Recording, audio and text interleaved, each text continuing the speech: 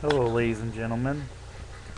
Well, good news is the job supposedly declined to only 247,000, which means the unemployment rate dropped 0.1%, but yet we had a 247,000 net job growth. That's showing you how inaccurate unemployment rates really are. How many people are really unemployed? We should change and eliminate the unemployment rate. If this keeps up, we might as well just have it the employed rate. What percentage of the population is employed, not unemployed? And what kind of employment do they have? Are they part-time? Are they temps? Seasonal? What kind of work are we talking here? We should actually break this down. It's easier to fix the things if you have more statistics. That if you just come up with a broad, oh well, and they're not, trying really, so let's disclude them. Maybe they're not trying because they have been trying for 2-3 years and they haven't been able to get a job and they just gave up. And you really need a lot of work on things in the world. And in the background, I have a crazy show on that I can't turn off because somebody I know is watching it. So if that comes through, let me know. Please, hopefully you can ignore that. We, as far as I know, are not rebounding from this economic problem. It may not be as hard. It's slowing down the the spiral to the bottom, but what? How's that so great? People are still losing jobs. Oh, and people prediction that in the fall, because these markets are going up, there'll be more people employing. Well, yeah, they're doing cost saving measures and making it look good on the board, so people are buying their stocks. But then, yet, when they need to produce, how are they going to produce if they don't have the workers? So being in business, you need assets. Now, you're all automated, you don't need as many workers, but certain jobs require workers for productivity. Now, as soon as they hire, there's a variable cost versus a fixed cost. Now, variable costs of employment are more expensive than fixed cost. So, it's easy to get rid of the variable costs, as they say, and make it look good for a short period of time and make people want to buy your stocks. Oh, you're showing a higher profit. And they did this for their stockholders. But boom, the moment they put new hires in place, their costs go up and it looks like their profit is in the tank. And then as soon as that shows up, boom, another collapse, a herky-jerky stock market, shall we say. Not to mention that a lot of it's artificially inflated and pumped up by banks that have the money to invest in whatever businesses they think are still decent as a hedge against anything bad possibly happening because they want to save their butts. Let's just say it isn't as rosy as people think.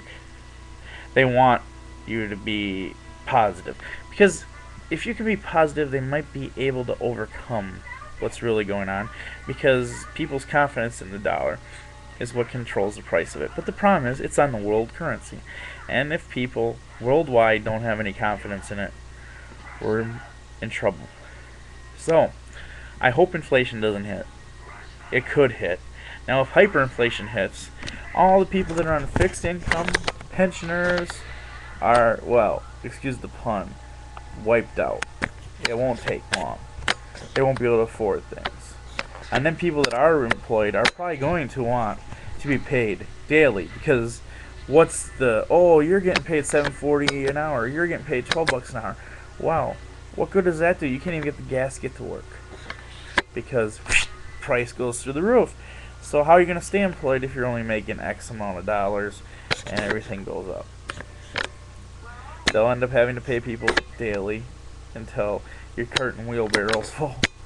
It's not a pretty sight, and I'm worried. Well, that's not really depressing because the government did it. That's right. Rather than have a deflationary natural depression, which is part of the natural order of things, where people that saved up and were wise with their money can now get in the game, like the people that are poor. But they were smart, scraped up, saved up. Prices will drop because a lot of people lose their job. But, oh, you have a good job, decent job. You'd have a shot. You'd have a shot to build and grow because you were smart and didn't max out your credit cards. But no, everybody needs to keep on spending. Spend, spend, spend. And here's where the cash for clunker problem goes into effect. $4,500. They're saying a lot of these people were going to buy the cars anyway. So now it's taxpayer thing. It really didn't stimulate as much as you think it did. Plus, some of these people are take out and finance on credit. So that means future purchasing power lost, as they have a loan now that they didn't have before, and we're driving this clunker. But no loan, more money in the Oh yeah, but the money goes to these goes to the car companies. Well, let me see. Toyota overseas, they may have some workers here. GM and whatchamacallit are bought out already, and whatever little thing, they're losing jobs and hemorrhaging them anyway. So it's not a good picture. I hope you guys don't think I'm doom and gloom, because I just see it and call it. Take care of yourself. Calling it like I see it, and make sure you guys realize something. No matter how crappy life appears, sit back and enjoy any single moment in your life, and realize that it's a beautiful world outside. You can enjoy it. There's so many things you can do without money. Money is an artificial thing that people charge you for services or goods. If you can replace said goods and services on your own, you do not need money. That's right. If you can come up with the food to eat somehow without needing to buy it, you don't need that. If you ride your bike and have the ability not to drive the car as much, you can save money. There are so many cost effects. I knew all this because of losing my job, and I didn't go as many places as I used to, cut back, scrimped. I did have a savings that I was living off for a while with the unemployment.